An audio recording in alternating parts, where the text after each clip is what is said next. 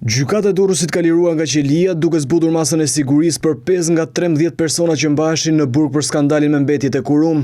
Ndërkohë në qeli do të vijojnë të qëndrojnë 8 persona: Shaban Hyseni, drejtori i departamentit të shitjeve në Kurum; Mikail Hila, aksioneri i agjencisë doganore Joti Expedition; Nazif Bajrami, pronari i kompanisë Bajrami; Andon Prifti, administratori i kompanisë Bajrami; Indrit Likaj dhe Edmond Voda, punonjës të degës doganore në Durrës; Florian Çimo, administratori i kompanisë koncesionare, dhe po ashtu Gazmen Sina. Në arrest shtëpia janë lënë 5 persona, ndërsa për 7 të tjerë gjykata e Durrësit vendosi si mas siguri detyrimin e paraqitjes. Për ata që duhet të ishin pas hekurave për masakrën mjedisore me mbetjet e rrezikshme të dala nga Kurum, nuk janë arrestuar. Bëhet fjalë për 13 persona që vijojnë ende të jenë në kërkim, mes tyre Erdal Demir, administratori i Kurum; Yusuf Kurum, administratori tjetër i Kurum, si dhe Harun Sariça, drejtori i prodhimit të çelikut në Kurum. Po ashtu në kërkim vijojnë edhe drejtues të kompanisë Sokolaj. Hetimet zbuluan një rrjet të shkeljes ligjore dhe mjedisore.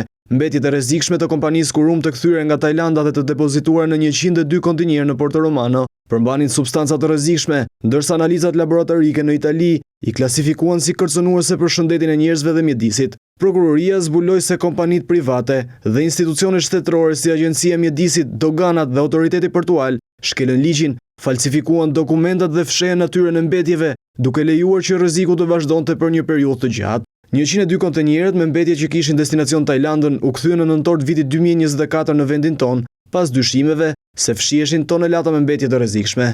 Sipas rezultateve të ekspertimit të kryer në Itali, mbetjet i përkasin kategorisë së pluhurit të furrës elektrike, të klasifikuara si të rrezikshme nga legjislacioni shqiptar dhe ai ndërkombëtar, dhe me përmbajtje shumë të lartë të zinkut, hekurit, të shoqëruar me plumb, bakër, mangan, kalcium dhe squfër.